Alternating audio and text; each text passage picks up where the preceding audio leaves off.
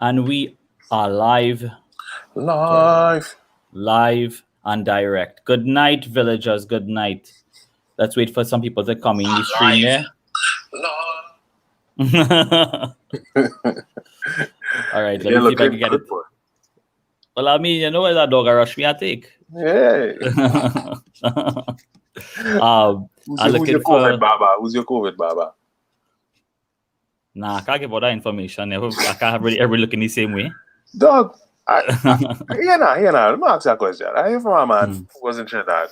That talk was true about when lockdown now start, undercover doubles man and thing. You had to call a man who know a man who does make doubles, and you had to meet him by your house and hide and thing to get doubles and thing. That was true. It have all kind of things went on, you know, partner. All kind of things. Let me tell you, like it come like 1920s and the ban on alcohol. That's Trinidad first time because you know is our fat life. Of course. Right? So you would have people who was doing the doubles delivery. It had people who was doing like you know, like they opening their business undercover. Right, that kind of thing, like, you know, people going and getting the hairdo and all kind of thing, and they calling out people are like everybody doing thing on the down low now. That was happening for sure.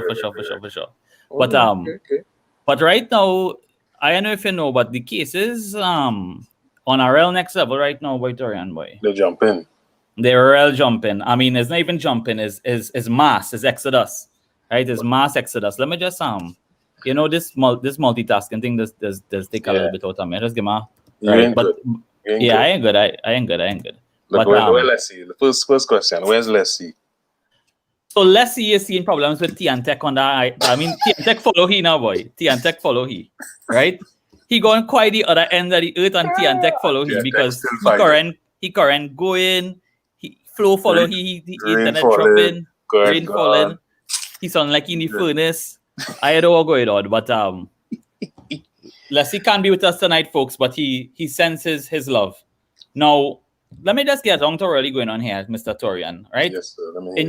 In your home of Trinidad and Tobago, over the past, since May start, right? We have had 3,008 plus today, 617, I believe. 600, okay. Right, 600. So we're looking at 3,600 plus cases.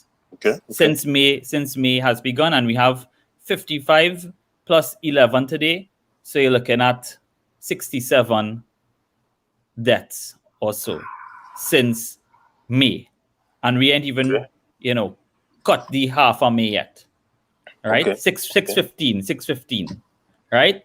Thanks for the info there, Kansen. Now, right now, as it stands, our rate has skyrocketed and rivaling places like India and thing per million. When you look at graphs and thing right now, so we have 67 deaths in 11 days. That is what we're looking at, right? And that deaths per million for the per capita, when you look at it for us, it ain't good, pa. It ain't good. Right. And I know people. I hearing that the younger people dying now. A little fuzzy on the news lately, but or like a husband and wife die recently or something like that. Yes, well, as we were saying in previous episodes, there was father and son, there was father and daughter, right? There are younger people falling prey to the illness now, right? It was not happening before. It was not happening like that before then. Right? We have any variants in Trinidad? How much variants we have? We have about 3, if I'm not mistaken, or they could correct me on that. All right? Right. Well, I know up here, these variants hitting the younger folks harder now. The variants are definitely playing a part in the death toll right now, Torian, because the authorities are saying that they are seeing more young people coming in dreadfully ill. Right? Yeah, that's the same thing going on up here. Now, there was something released today by the ministry, right? And it says to the effect that, the numbers that we see today is not the numbers for one day, the 600 and something, right? So it's accumulative of about 6 days or something like that. All right. So people saying, well, okay, well, it's not so bad then. It's like 100. But again, 100 a day ain't like good either. Right. But on top of that, no day do we get a today for today figure. True. So if anything, that is just, a band-aid on the cancer now, because you can't really say that, okay, well, that is not for today, so it's not really that big a deal, because it is never today for today. No. It is never that we get a figure. There's always, a span of about 3 days, and then you see what factors in is the weekends now. So when it is that the weekend, yes, certain testing facilities and so on, and it might not Wait, I don't stop. There's something about that. Testing of it that is closed on the weekend. Are you trying to tell me right now? Here we're going on. Let me pull up. Because bro, if that is the case, actually, let me read it for you. The 615 positive cases reported today, Wednesday, 12 May 2021, reflect samples taken during a 5-day period, Friday, 7th of May 2021 to Tuesday, 11th of May 2021, and not the last 24 hours. While the normal reporting timeframe covers samples taken within 2 to 3 days, the substantial increase in the positive cases and the resulting numbers of samples collected and processed at testing sites throughout the country has affected the reporting timeline in this instance. Okay. It should also be noted that 99 positive cases reported Monday, 10th, 2021 may have been as a result of the normal weekend closure of some of the testing sites and some of the health facilities where swabbing takes place. The normal closure. Because they must be looking at the fact that it have testing sites that is like private enterprise now. You understand? And they might be closed or whatever. Like they're looking at taking all this into consideration. But why it close? Why the testing site close on the weekend? Because Vic Lab and so on don't belong to the government. They could close if they want. If I'm not mistaken, you know what I mean? So that would come down to if the man who run any testing say I taking a rest at the end of the day, because not everything is government run, right? Yeah, but the government could put some funds behind that to keep it like I don't know. As such, the population is urged to follow the personal health guidelines. So notice that what they say there. The 99 positive cases reported on Monday 10th may have been as a result of the normal weekend closure of some of the testing sites. Yeah. So they're trying to say that how a bigger delay because of the weekend. Yeah, like again, so this really comes down to media again, people, and it comes down to how we digest this information and the channels by which we digest this information. Right now, I think that there has been a shortcoming on the part of the government in how they get certain messages across. The frequency, people say, they send this thing out every day, this go on TV every other day. But they have been doing it for a year, and I think that the public still hasn't grasped certain realities, right? As someone is saying, it is still an increase. Right. Okay? And we're looking at a big increase. And I would say, forget all that. Since May has begun, right, we have 3,600 plus deaths. 3,600 plus deaths. Right. I mean, not deaths, sorry. Cases with 67 deaths in 11 days. Right? If I'm not mistaken. That's a lot. So it really brings into question the nature of this media that is given to us, how we digest it, what people are taking for granted. People saw mistakes as well in the releases, that the number of people tested went down a certain day, a day after. So the amount of people tested went down total over time. So again, well, the mistakes happened. Mistakes was numbers. The mistakes happen. The mistakes do happen because this one applied the wrong. I remember early in the days somebody clicked the wrong graph or some kind of shipping, and that messed up the whole data set to do over the whole thing and all. So things does happen. It may not necessarily be what's the word? A concerted effort to mislead. I think it's negligence. You know, That too. you have one job to do to send out a graphic with proper data, right? And you can't even get that right. And it didn't get it right. Okay, and that could cause a lot of confusion. Right. All right. And then certain things to add up. But I think that there's also a problem with the standard of media on the whole in Trinidad. I all right. might agree with that. Okay. There's a certain standard that leaves a lot to be desired when it comes to media in Trinidad. If you don't mind me saying. And with that, I'd like to bring on our guest for today, who has worked at a major media house and has experience in the field of media for 6 years.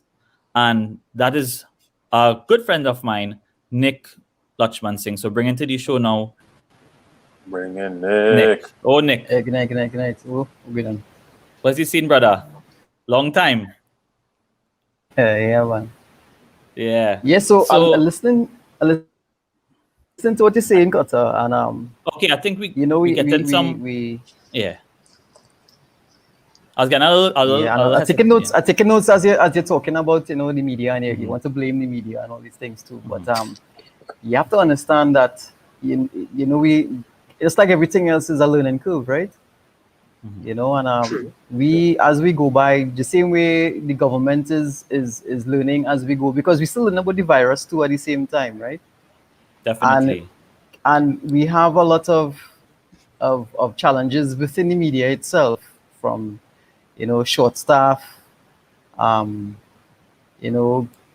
staggered days, how we work, and all these different things. That everybody's out in full force as it would have been. Then we have other challenges faced by the media when it comes to other platforms, where a lot of fake news could be spread easily. People who are supposedly influencers coming out and saying things that are swaying people the wrong way. I am pretty sure we know somebody very popular who they remind you of a Trump supporter, and they will say things to you, and you looking up to this person, you will something happened say, today like that, I believe. Yeah. You have to be careful. You have to be careful, especially in this digital era we in. We have to be very careful of what we do and how we say things, and how it come across, because once we put it out there, it's there forever. And if we have that influence and weight in certain things, it is going to have an impact, whether it's one individual who will go on to affect two persons, and then 4, and then 6, and then 8. It snowballs. So there are many challenges. We're no longer this one media house, or this absence of social media. There are challenges where we faced, where even our own company faces things where we have to fact check things properly before it's sent out, and then there's the competition to get things out there first before everybody else. So within that itself, errors could happen. Right. Yes. And then the government at the same time, I heard you blaming the government, but we just like we're all humans, right? And we all make mistakes. And I heard Torrent speaking about, they put up the wrong graph, and that's the thing off. Yeah, those things will happen, but if you ever look at the comments during our Ministry of Health presser, the comments, the Facebook Live comments, they are very degrading. People are quick. These keyboard warriors are quick to lambast and criticize and laugh and make joke of things, completely missing the Ministry of Health presser, the message that is sent. They're quick to criticize the Prime Minister, quick to criticize Singh, and I think if we just take a moment to listen, and instead of do things because we want somebody to laugh at our comments or like our comments or create bacchanal or whatever it is, careful, because the world is a circle, and the things that we put out there will come back to us. Definitely. So I think we can't take blame. I think we're learning as we go along, just like everybody else, just like scientists out there learning about the virus, the variants, how they look 2 days ago, CDC came and say, the COVID-19 is now airborne. Just a few months ago or a year ago, we heard Minister of Health, Nick saying, you know, the COVID virus could only go so far. That's why we need to be 6 feet apart, and it's a heavy molecule and it falls after, you know, so you have to clean surfaces and all these things. And now we hear in a total retract of that. You know, it's airborne. It could travel in the air. We just I think we lost him. We can a little break up there, Nick. So just give us a second to sort that out. You know how these media things go, you know? Again, as you say, we're learning as we go along, right?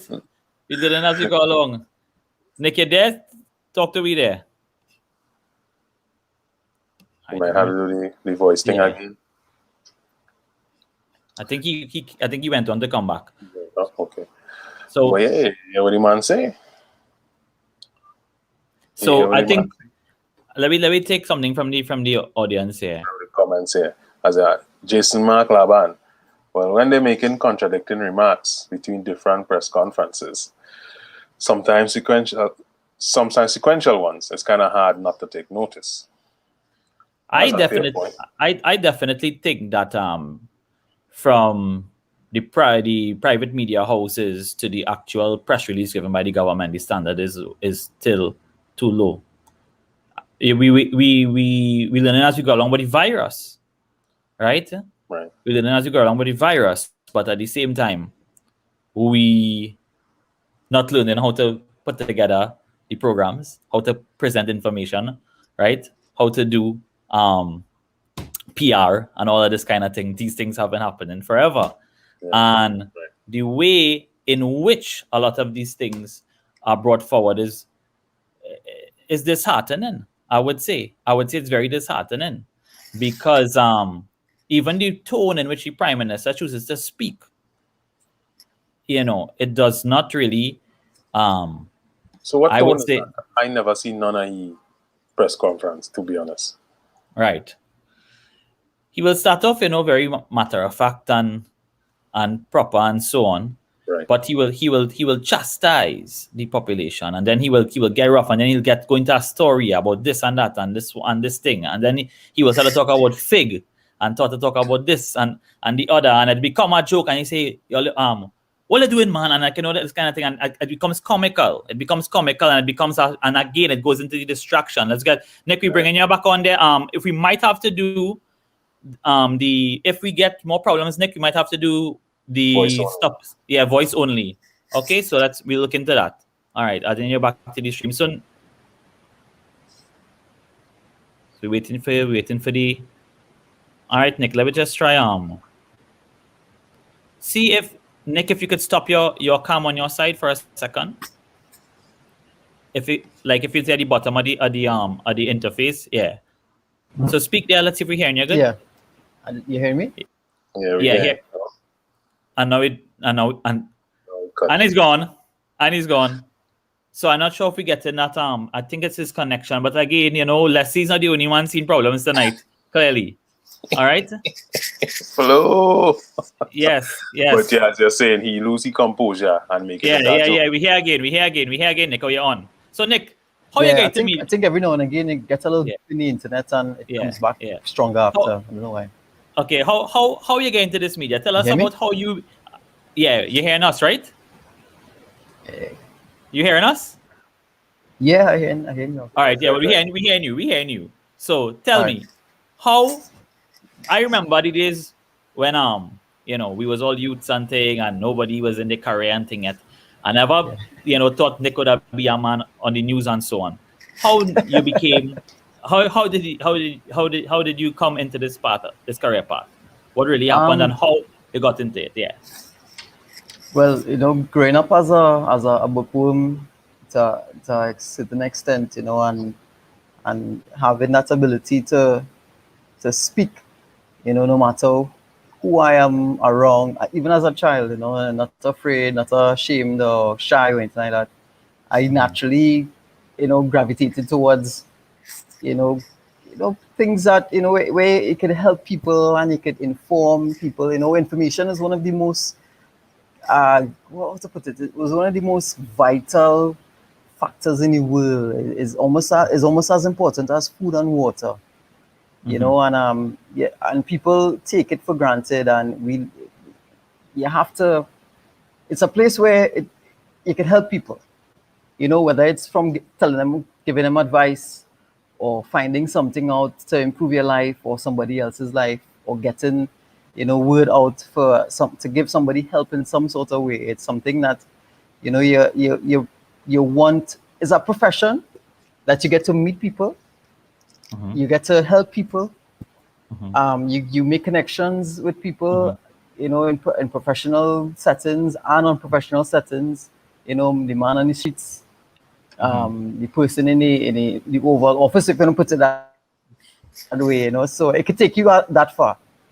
And I always like, the ability. One of the main factors is the ability to help people and talk to people and share stories that they have and try to be empathetic towards the human side aspect of things. It's a very nice profession. I always tell people that journalism is a field where every day you love what you do. You love what you do. The only time, for me specifically, that you get any kind of stress is in traffic. You're going on the highway. That traffic could send you crazy. Well, that's our next episode we're gonna have. We're gonna have an episode about that traffic for sure. Let's see, don't have it line up. Because when you get to work, go ahead. So Nick, when it is that you wanted to pursue this, were there any requirements? So if a person wants to get into journalism, right? What do they need? Well, I have a degree in mass communication. There are degrees offered where you have journalism as a degree in its own right, and then you have public relations. Mass communications tend to be overarching. It's an umbrella degree. It's an umbrella major, meaning it encompasses both journalistic teachings and public relations. And it's a few way you could bend anyway, whether you want to go towards journalism or go towards public relations or corporate communications and stuff like that. So the idea is it helps a lot. And mass communications is one of those degrees where it is a sort of a holistic a field where you put in everything that you could possibly use to communicate, to send a message, to meet your audience as who they are and what they are. It's a very. I will tell anybody who's thinking about journalism, do it. Do it. Get involved in it. We need more journalists. But does someone need to have those degrees in order to become a worker in a media house? Or like to be? Does someone need to have mass communication? Does someone need to have journalism as a degree? Or what did you come into contact with people? Well, someone in the comment asked, is there a social sciences component to getting into the media? I have seen people who are journalists who have degrees in maths. So right. It's not a necessity, to have a prerequisite to be in journalism. If you have a passion or you have to fall into it. Some people, like I know somebody who's very popular, who has an evening show. He said, journalism, this profession basically came to him. He didn't advance himself towards doing journalism and becoming a talk show host. It's something that came to him naturally. Like the profession, the doors are just open for him, and this is where he ended up, and he's very known. So it helps. The degree itself helps, but there are people who are very competent journalists today who have degrees in other fields. But do you think that there is somewhat of a low benchmark for the people that they bring onto some of these media houses? Because sometimes when you read something from a certain papers and it's like, who write this? Or especially like the online, they're like, why? Who write this? I know a man from foreign and I'll be like, bro, what really going on here? Yeah. What do you think about that? What do you think about that, Nick? like Um, personally? I know some of these people who make these mistakes at times, and But besides mistakes, what about when you have a low how to put it, standard of journalism? okay, In some cases, you would see certain publications that or releases or just articles that are by you know journalists from the media house. They right, aren't like opinion pieces or anything, or they aren't columns or whatever. And it's like, right. what kind of research went into this? That kind of thing. Do you think that there is a room for improvement, or is it that? Definitely, definitely. You could look at any international news network, BBC, Al Jazeera, compared to CNC3, TV6, whoever you name locally. You will see there's a difference. There's a different style in reporting, different style in writing, a different style in how we publish print. And the things that we use as headlines to capture our target audience or our customers. So All right. So let me get so to that now. Let me get to the customers. What do is it that media houses here think that they need to pander to a certain level of bacchanal and thing to yeah, get the um, story across? yeah, because one of the major one of the major things that you are taught in this field of communication is that you must know your audience, right? Mhm. You must know your audience, and you must know who you are targeting when you say certain things and how you format certain things. Right. You Okay. know, um, so there are certain shows that we have in the morning or in the evening, and there are certain types of people, certain demographic who will tune in religiously because this is what they like, and these are the people who will promote certain shows or certain columns or however you want to put it. Or And they're doing all the market research. well, yeah, exactly. You have to look at and you take experiments in a sense. You put something out and you see what the reception was like, Reaction. what the reaction came from it. Um, and you look at our headlines, and even in the states, two things that sell: uh, gruesome murders and sex. And some kind of bacchanal with somebody, yeah, Yeah, some yeah, some yeah. drama. Yeah, Yeah, some drama. and it sells. Somebody see a headline that captures their interest. We tend to like things like that.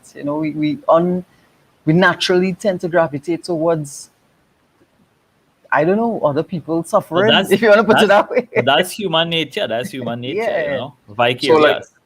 so talking about that, like the media have its place to play, in the market and things like that. In Trinidad, you think the media have its role to play in the vaccine hesitancy that we see taking place in yeah, Trinidad right now? In definitely, what way, definitely. and could that change? Could that improve? Could they swing it back to make people more willing to take the vaccine? I You think? I think it's a balancing act, right? So you have personalities, you have influencers, you have people who work in the media, who they have the little circles that they have a certain weight on, um, and they need to step up at the same time and say, well, we need to go and get the vaccine, and not just speak it but walk it. Go and take the vaccine, show that they are taking it. That kind of demonstration, dispelling rumors, dispelling false news, fake news, getting the facts out there, drilling it. If you listen at any morning show in the States, whether it's Good Morning America or ABC News or NBC or whatever it is, they will stay on a topic for over an hour, 2 hours, 3 hours, depending on what it is, whether it's a mass shooting, bombing, or some drama in the White House. They tend to stick to as they get every type of aspect they can get out of that topic, and they tend to drill speculation, they drill facts, they drill opinions, they drill things for days. In Trinidad, we get news between what 6, 7, and 8 o'clock at night for 1 hour for the whole day. You know, there's a 11-hour gap. We should have at least a network that puts information out there all day, you know, educating and informing. One of the major things that any country could have is an informed citizenry. You know, we need informed citizens. You know, when we are better informed, we make better decisions. Okay. You know, and not just in the political sphere, in every aspect of life. If we don't wear masks properly, look, just today I was looking at the Ministry of Health press conference, and I am looking at somebody who's hosting the press conference, and his mask is moving up and down his face.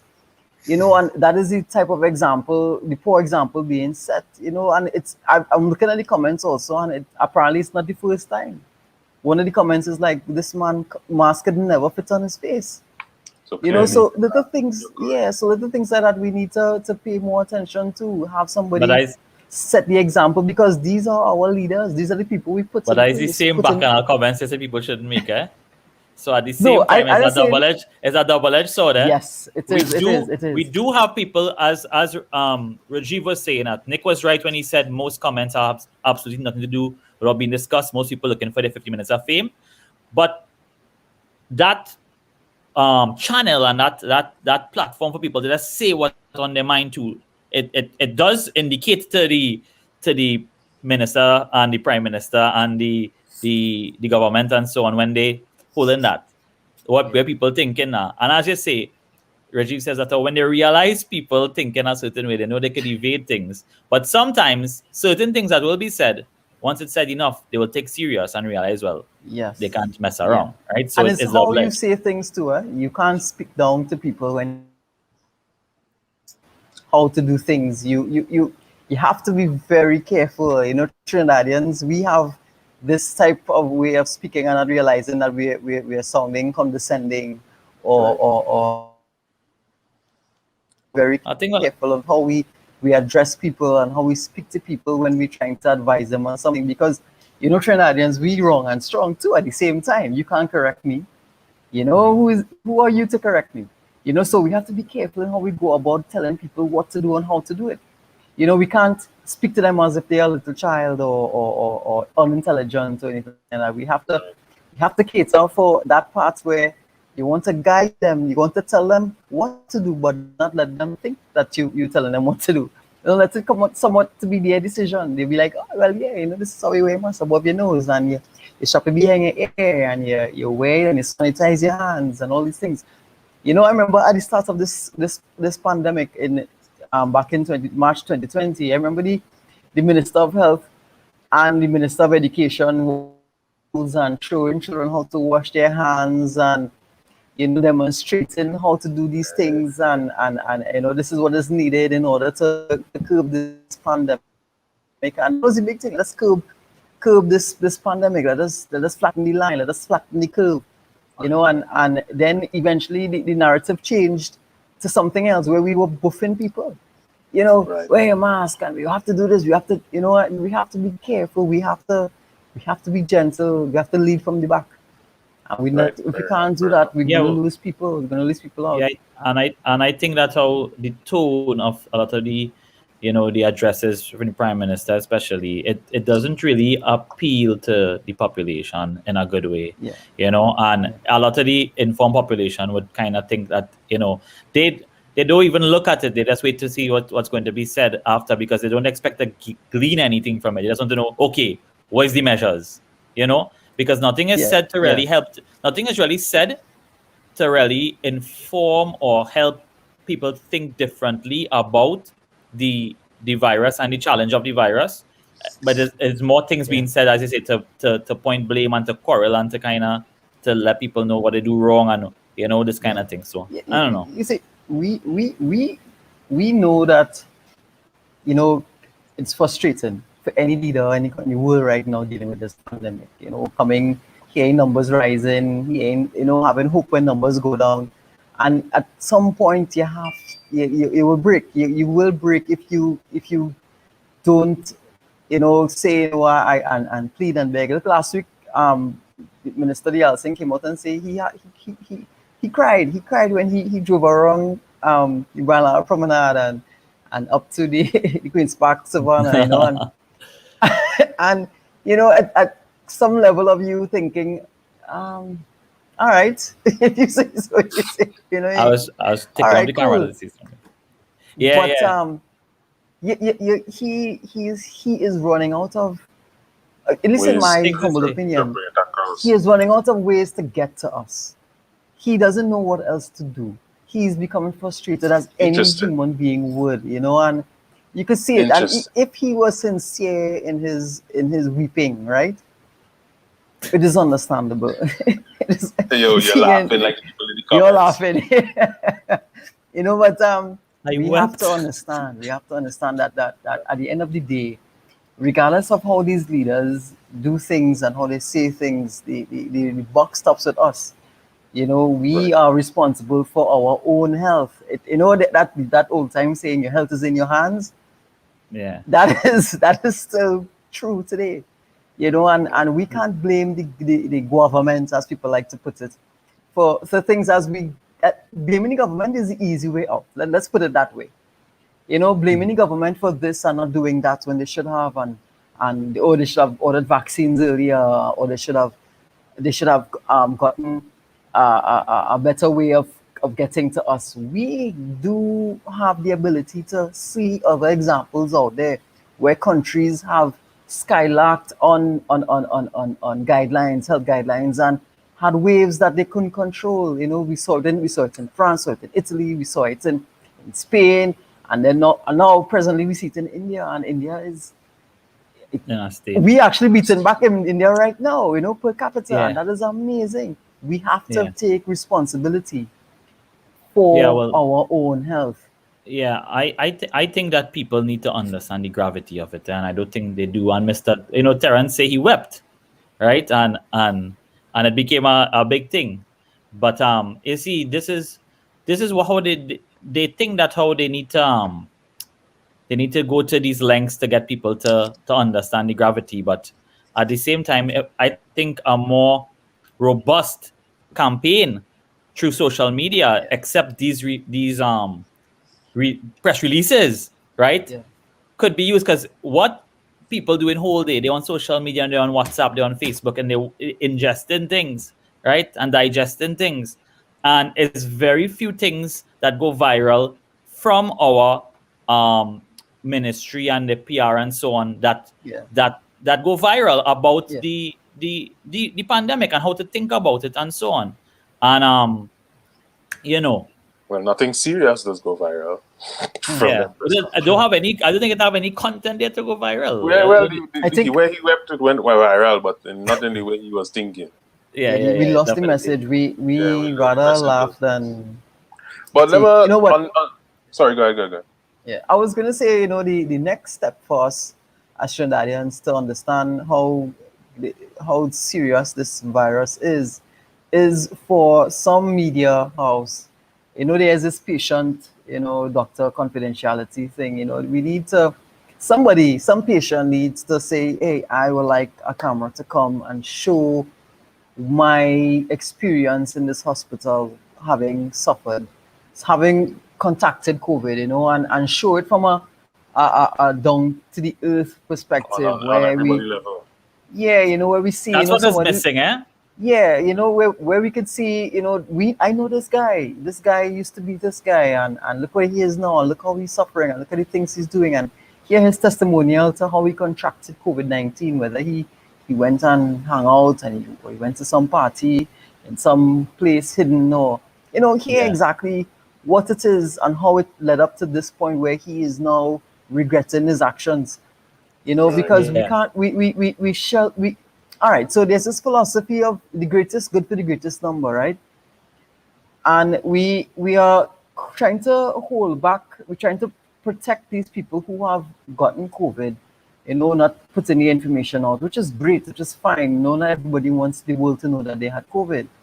You know, but at some point, in order to save the greater number, we have to sacrifice a few people. I don't mean like literally sacrifice people who are willing, volunteer to say, I am willing to have a media house come in to see my experience here as a COVID-19 and let's see if I survive this. You know, I want the world to see it. I want the world to experience it. The ventilator, the oxygen, the fevers, the whatever it is that they're going through.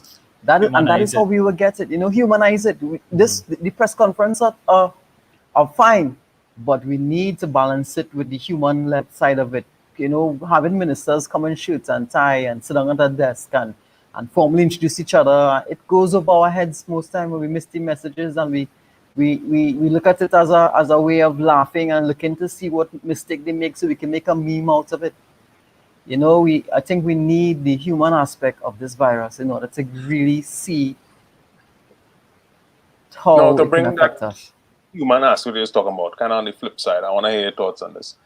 My thoughts on this was it was a bit sensationalized, but the cases where people supposedly died due to taking the vaccine, they did go and talk to the uncle or the nephew or whoever it was, and he did get some testimonials.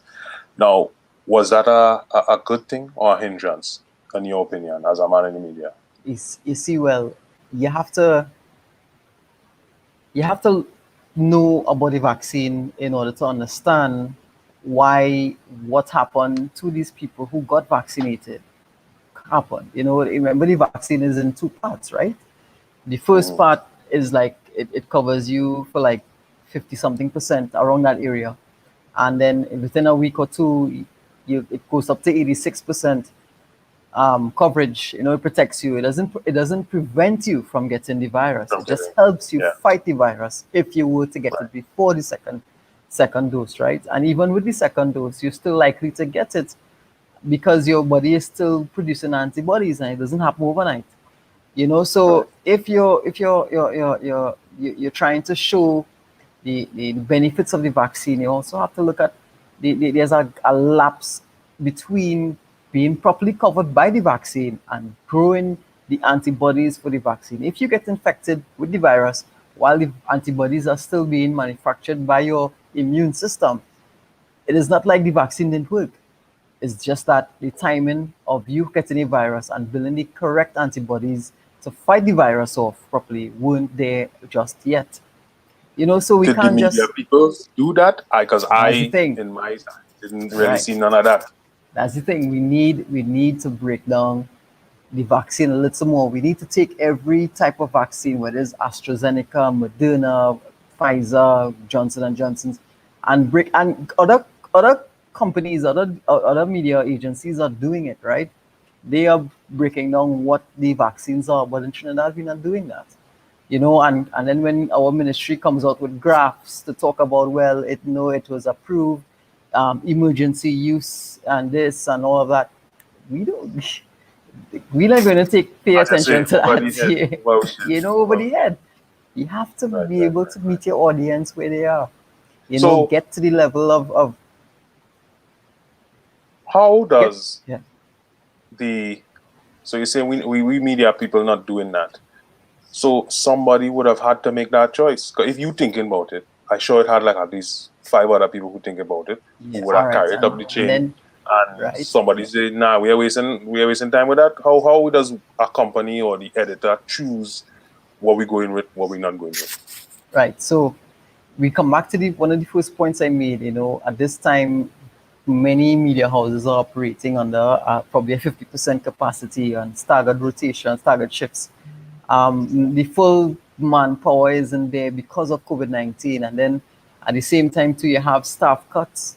You know, people who are being released from their jobs because of the economy and all of these things, and you fighting a battle where you trying to get news out there with the limited staff that you have, Okay, and you don't have the time to put into getting a story properly formatted to give all the information that is required of it to out to the public because of the limited resources that is okay. there presently because of the it's a tightrope. It's a balancing It's a act. Yeah, tightrope. yeah, Yeah, yeah, you know. So yeah, you every day you hear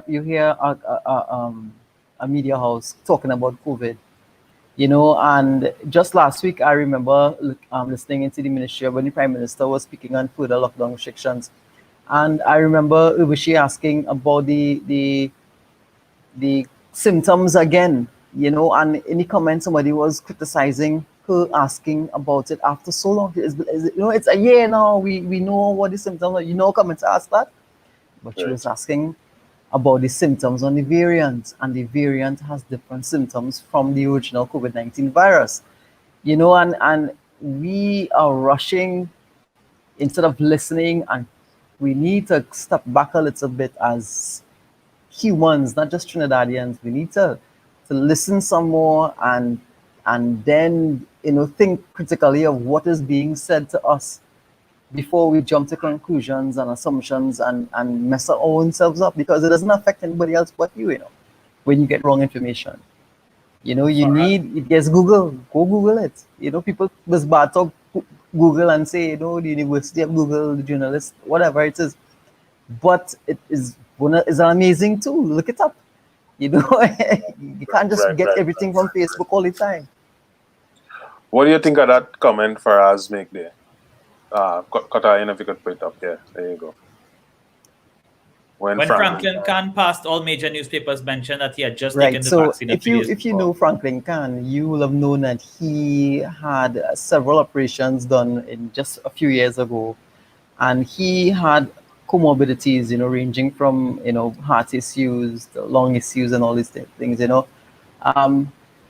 know, one of the side effects of that, everyone I'm saying, you know, one of the side effects of receiving a vaccine is going through, you know, certain fevers, symptoms of COVID-19, you know, and maybe I'm just speculating here, maybe he wasn't fit enough to handle the side effects, or it could just be that it was his time. Right. I hear you. But should the media have highlighted that? Do you think that was responsible journalism to highlight that? The media can't highlight that. Remember, we basically regurgitate information, right? What is said to us, we can say. We can come up with our own opinions on things. You know, the media cannot say, well, we think this or we think that. We basically have to regurgitate what is being said to us, or use expertise, or use professionals, or use specialists in whatever field to come and say it for themselves. You know, that's the only way the media could get something out there. The media can't say, well, you know, Franklin can't this and that and that and that. That would just be speculation, as I just said, you know, but it is not up to the media house to speculate on issues such as that. You know, that is putting wrong information out there. We need his personal doctor to come out and say, well, then you have patient-doctor confidentiality. But we need somebody to come and say, you know, somebody with comorbidities, it gives them a less of a fighting chance to do this or do that, and explain if that is the case. You know, we can't say, well, look, Franklin Kahn, that is speculating again. We don't know what his actual health was. We don't know. Situation was at the time. Exactly. We basing it on, okay, well, a few years ago he had open heart surgery, or he had a triple bypass, or something like that, and we always knew he had a hacks in his mouth when he spoke publicly, you know, to help him from coughing. And, you know, because we know of health issues, we know that when you have heart problems, your heart doesn't pump fluid out of your lungs as it should, and your lungs tend to build up fluid, and you cough, you have this incessant cough that you have because you have heart problems. You know, if you do your research, you will understand that Mr. Kahn wasn't any young boy. You know, he had his health issues that we need to take in consideration before we jump to any kind of assumption about the vaccine killing him. We need to be careful about that.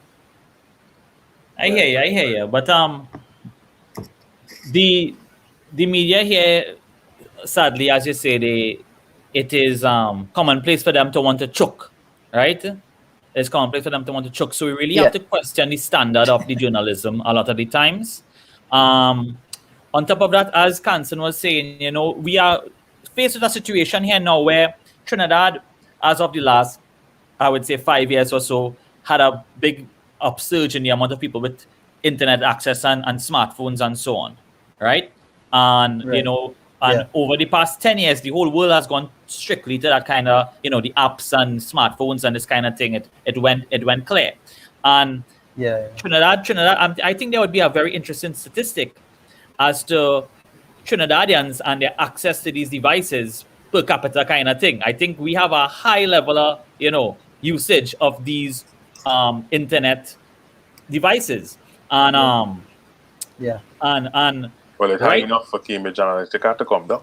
Yeah, exactly. Cambridge Reach, right? And we in that we need a big debacle. Now, the thing about it is, it is really something when you think about it, because you have so much of the populace that is uninformed, underinformed, sorry to say uneducated and undereducated, right? And when they are now with these devices and these platforms and so much information, it's really hard to steer what is going on. And that is why the media has the biggest role right now to be impartial, to be based on facts, to not feed fires, this kind of thing, not to fan the flames of ignorance. And right now, it's a real challenge, because the kind of things that people would share on WhatsApp, and I don't think people even realize when they share something on WhatsApp, how other people think about that. How other people perceive it. The voice notes you're talking about. Some people think sharing something is just like, well, I get this and I share it, not realizing that by sharing it, you can offend people. You can let people think like you can not even just not offend them personally, but they'll be like, how could you, as a sensible person, right, or somebody who I thought was a sensible person, take your time to go and spread this kind of information? But again, we are in a time and we are in a place where people don't really, media literacy is a very big challenge for Trinidadians, right? Media literacy, Very good point. And if our mass media, right, cannot uphold a certain level, because they used to be the one, as we say back in the day, Robin Maraj and them was the dance, right? What them say go, right? When Dominic Kalipasad talk, that is the boss talking day. But now it's like anonymous man. Anonymous. Sorry. You'll kill my trend here. Oh God. But no, right? No, anonymous WhatsApp voice note man and Kamal George's is the same, right? Like you do not know who to listen to, right? Anonymous voice note WhatsApp man is a very dread character, right? He always well, I know come out the meeting them fellas. Well, it has so much cases coming on. The amount of people say, well, friend. Right? The amount of people say that's how we was having a curfew last week. And I'm like, how we gonna have they say they're locking down everything and they put a curfew. I say, how we gonna do that now? And in Trinidad and Tobago, as far as I know, our precedent is that you have to call a state of emergency in order to. We don't have that culture where you could just call a curfew, because we don't have this kind of culture of like war and that kind of thing where it had curfew and thing on a regular basis. So I people just run with things, partner. And then you have men like Ian Allen and thing. And them is big men in the media. So what's your thoughts on men like Ian Allen and so on, who is big boys in the media, and Sergeant Alexander and Malan and this one. Malan, wait till me. I could honestly say I have never sat down in front of my television and watched Ian Allen. The pieces of Ian Allen that I see are like the highlight reels of the crap that he says, or some drama on his show or something like that. I am a loyal following, eh? I think he's also part of the problem. And that he is. Because he doesn't help. He capitalizes on sensationalism, and he capitalizes on other people's losses and grief. Yeah. And so Ian Allen having that popularity, is that due to the poor media environment or the society on a whole? It's a reflection of who we are. It is twofold. It is a reflection of who we are and what we like and entertain as a people. Think about it, right? Had we been intelligent, over intelligent people who are highly educated, critical thinkers. We tend to take everything with a spoonful of salt. We do our own research. We check things out before we spread anything out there or entertain anything like that. Ian Allen will not be as popular as he is today, or even to me, I don't think Ian Allen is popular. I think he have his following. Nah, Yes, dog. and his The man following have a shares. dread Because to me, following, as dog. I say, I've never sat down from my television and watched Ian Allen. I Like can't. you, I can't. like I think I me, will. right? But Ian big out there, right? I would, I think so. I surprised to hear you say that. That's an interesting. No, Yeah, but I think because there is a void. I think we I think we lost him, Nickotty. Yeah, we just getting some problems there, we Nick. tend to encourage Mhm. and entertain the wrong things in Trinidad and Tobago. Everything is a bacchanal, and we need to be very careful. There's a time for everything, not all the time we could be this, this party But right, culture kind but I of, think there is a void. whatever I heck think I there is feel a like doing, I void. do. However I feel like The saying, same I thing you say. were saying. The same thing you were saying Yeah. about we need more the network that devoted to news, because look what Kanson's saying here. There will always be that where there are humans. You must have your Jerry Springer and your Maury. The problem is with Trinidad that he's capitalized on Yeah. certain things, but at the end of the day too, people look at him as a person who just get the job done because it have certain situations where he understands step in and help people. Now he just capitalize on things and he just Yeah. look Well, yeah. that is his bread and butter, the bacchanal. But at the same Yeah. time, people like him and Inshan and so on just get things done. And that's why him and Philip and Inshan was joining forces and becoming, by their powers combined, you have Captain Bacchanal, because the thing is that they position themselves in such a way that they have to at some point, help certain situations, Well, although I that think helps they their will. cause. Yeah, exactly. As it just said, it helps their cause because at some point you have to show the public that you're not just using them. You have to give back some kind of crumb or something to the masses to say, well, look, I'm helping this person, and you publicize it and you show it on wherever you show off, you're showing what they can do and how they can do things. And when you're hundreds of other people who suffer in the same way, but you just lining them up for your show 6 o'clock in the evening or whatever time it is, knowing fully well that out of the 100 is only one of them you're gonna get things done for.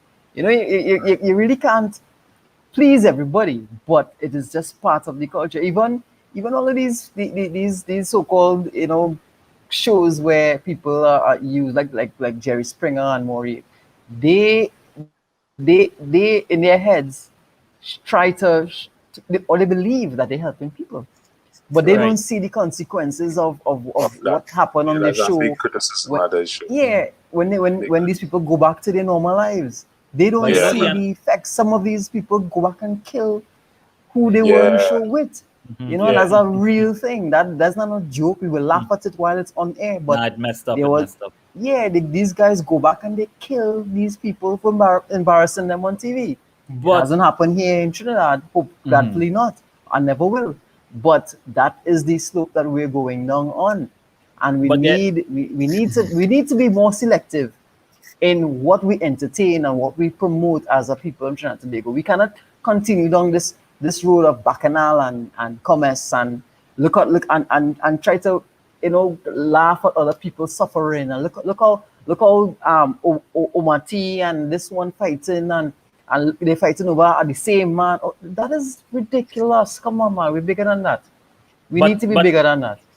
At the end of the day, that is his thing. I think, and at the end of the day, Ian, I don't look at him as anything great, but he doing he thing.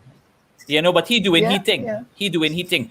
And I think that there is a void, and that the media itself being so kind of transfixed on a certain kind of journalism, a certain kind of headline, a certain kind of thing, a certain level of program, and a certain level of a certain standard, you kind of leave the room for him to grow. Now he could have his thing, and because at the end of the day, when Jerry Springer done, you flip back to MSNBC or whatever, right? You know what I mean? If it is that you like a little bacchanal in your life, and as you say, we live vicariously through the problems of others, right? Yeah. As you would have said. And we have to really see that there's a big gaping void Yeah. in Yeah.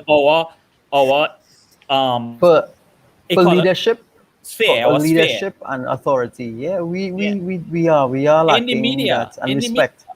in the Yeah. media, in programming, which allows for media climate that is balanced. Right now, it's tipping on a certain side, you know, Yeah. tipping on that side of, and that is why, and as I say, people like it, but it's for people to step up, and that is what we're trying to do too with the Heights room here too. Yeah. If I could Yeah. say so, we're trying to open up the avenues for people to see something, right? Hear Yeah. something that is not just hell bent on some kind of political slant, hell bent on some True. bacchanal slant, or hell Yeah. bent on a certain agenda, right? Yeah. That is what the powers that maybe want us to not do. We they want us to keep us divided and keep us fighting and keep us distracted. When there are bigger issues that we should be addressing as a people. We see it, but we don't care. We know we should be paying more attention to be our brother's keeper, but yet we prefer to look at how we could be better than them and how we could laugh at them and make fun of them than actually help them grow and help ourselves grow. We don't see that by helping everybody around us, whether it is constructive criticism, that it is better, much better than making fun of somebody and calling somebody a dunce or whatever it is. Because I saw the comments last week on Facebook where one of the journalists was asking a question and she was like, "Wow, she dunce." But you have to, in journalism, you have to cater for the most common man on the streets. Yeah. You and me might think critically about something. That doesn't mean everyone else does. There's Right. somebody out there who is still questioning what is being said in black and white and plain as day. And don't know They're what a still vaccine and is. don't know what a vaccine is or don't know what the symptoms are or True. whatever it is. We have to cater for the smallest man, the simplest thinking person out there. We cannot expect that our level of thinking is everyone else's, and we have to be, how to put it, boy. I don't know. It's frustrating at the same time to see so many people with the ability to comment on Facebook and say these things. It's freedom of speech. I agree. Go ahead and say it. But at the same time, you have the ability to go and look up something and Google it and understand and see the bigger picture in things. Not because you're on Facebook and you see somebody post something or hear Ian or whoever it is say something means it's correct. As much you need to be independent in your own thinking at the same time and go and do your own research and have something constructive to say about something. We are too small of a nation to be bad talking and criticizing people and expect them to do good as a nation. We need to bring people up intellectually, and this is one of the things I like about the Heights Room. It's not just about laughs and giggles and criticizing and politicizing something. It's about thinking outside the box and educating people and taking people opinions and comments or whatever it is on certain things and questioning it and bringing light to something that isn't there normally. We have all these talk That is it. shows on That is it. major news network where they will bring specialized people out there and expertise in this and that, and the common man is not looking at these things. The common man is looking and be like, change that and go back to his cable or whatever it is, because it's too much. It's too above his head for him to even want to pay attention to it. We need to know how to get more people listening and understanding. Somewhere along the past 30 years, something happened besides the 1990 coup. Something happened where people went from listening to, as you mentioned, Dominic Calipsad and Robin Mirage, to not listening at all to anybody unless they had hundreds and thousands of followers, and for the wrong reasons. We need to get back to a place where the media is looked upon as a pinnacle of professionalism and fact, where we could trust the media. How do we do that? How does the media do that? boy, I have there's so many things that we could do. By having, Give me, yeah, you have a magic one. Give me two. a magic one will be to have, critical thinking, not just by the media, but critical thinking taught at the primary school level. You know, where we have not just English and literature being taught. Critical Yeah, but thinking should be a we have subject. comprehension though. No, Had comprehension. comprehension is, think about it. Comprehension is what exactly in primary school? That writing an essay Just looking for what inside the composition and saying right, right. and then after you write the essay, you have to answer questions or whatever it is on the essay that you comprehension, right? When you read the passage, you just look for what in there. Yeah.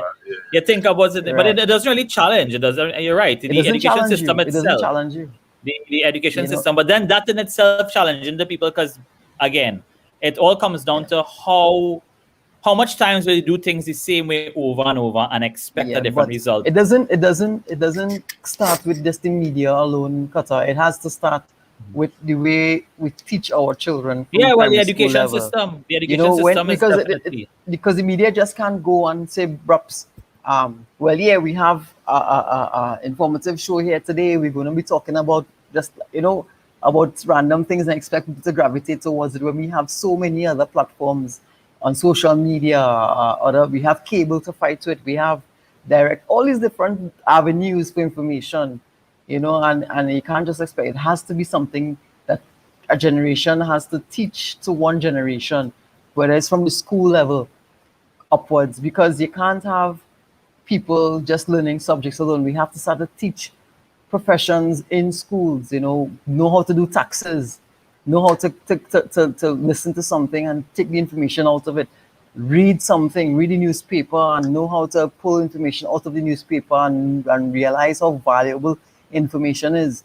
We tend to think that, the media are responsible for this and responsible, but it is an entire picture that has to come together in order to change things. And yes, you might, the magic one will have to be will not go towards the media just magically doing informational pieces. It has to be people on a whole learning from very small to know what to do with information, how to use information. And as Scott earlier said, media literacy is something that we lack in Trinidad and Tobago. And it has not just to do with how we present things professionally, but how we use things from the very small smartphones in our hands, how we use that, because that is a tool, and we use that tool badly. As grown adults, we don't use it for the real purposes. It's called a smartphone, and many of these comments are not even that. What exactly are we doing as a people when we expecting other things and other narratives and other changes from other external things, when we ourselves need to make the changes from a very grassroots level? Right. I hear you, brother. Fair hear you. Well, again, every topic we have here, we could always say more, and we could say more, and we could say more. But at this point, we want to thank you, Nick, for taking the time to join us here tonight. We will have another one of these to talk about the media that we hold in so high esteem. Just some closing comments. We have people saying that the media, Karim said that the media now seems too political and controlled. Fair point. I think that even holds more so in the international media. Let me explain that a little bit too, all right? I mean, just take up in there quickly. Okay. Now, we live in we live in an island, right? And news, 7 p.m. news, or whatever type of news you're listening to or tuning into or reading, it doesn't pay for itself. Ads pay for news, right?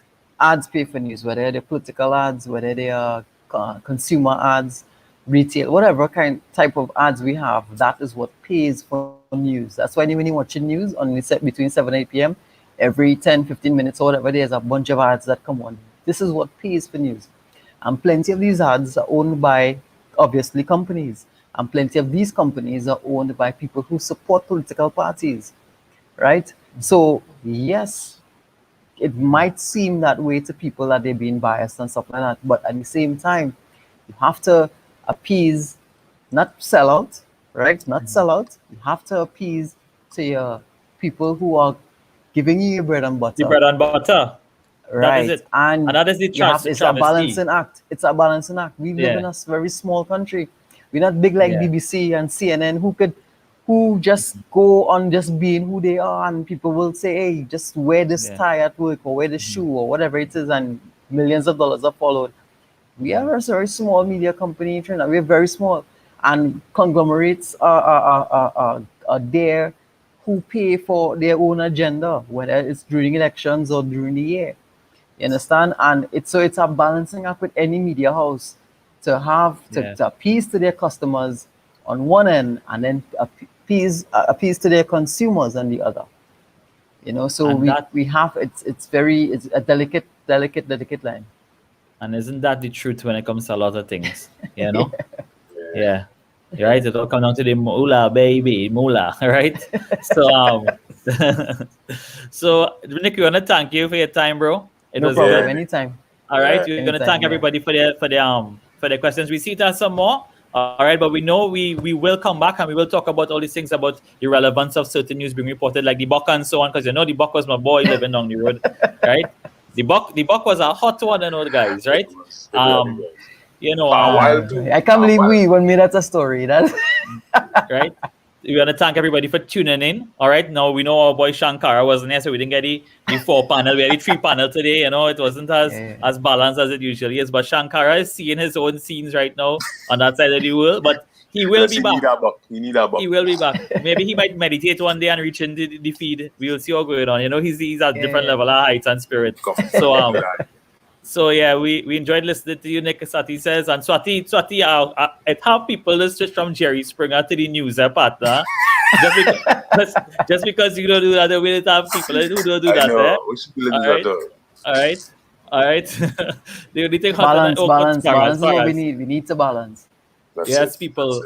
So we want to thank you guys a lot. Narad, everybody, Faraz, Kansan, everybody who tuned in and put all those comments. Right. Remember, Carrie Ann said, don't forget the tanties on WhatsApp, right? So with that, I would say good night and have a blessed night. And all smell right? That steam. Make sure get that steam. All right. All right. Later. Blessed everybody. Yeah, thanks everybody. Stay safe. Later.